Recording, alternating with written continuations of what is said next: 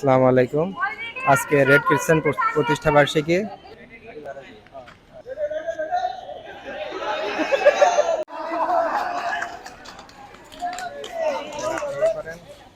আসসালামু আলাইকুম, কেমন ওয়ালাইকুম আছেন? আসসালাম। আলহামদুলিল্লাহ আমি ভালো আছি। আচ্ছা, আজকে এই যে দেখলাম সবাই একসাথে জড়ো হয়েছেন, জি। কেন এটা ঠিক? এটা আসলে আমাদের রেড ক্রিসেন্টের প্রতিষ্ঠা বার্ষিকী। এইজন্য আমরা এটা উদযাপন করছিলাম সবাই মিলে। আচ্ছা, রেড ক্রিসেন্ট জিনিসটা কি আসলে? রেড ক্রিসেন্ট হচ্ছে সবার মানুষের বিপদ আপদে সাহায্য করে, সবসময় মানুষের পাশে থাকে।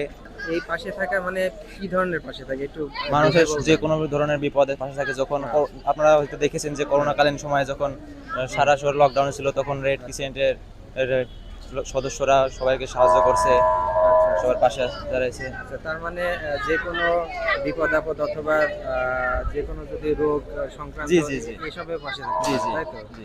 আচ্ছা, তাহলে আপনারা এখানে কতজন সদস্য আছেন? আমরা এখানে অনেকগুলো সদস্য আছে তো। এটা আচ্ছা, এরাই বিভিন্ন জেলা থেকে তাই তো? জি জি, এটা হচ্ছে আমাদের জেলা ইউনিট। এখানে আসছিল অনেক কলেজ হুম। থেকে আসছিল, উপজেলা ইউনিট থেকে আসছিল।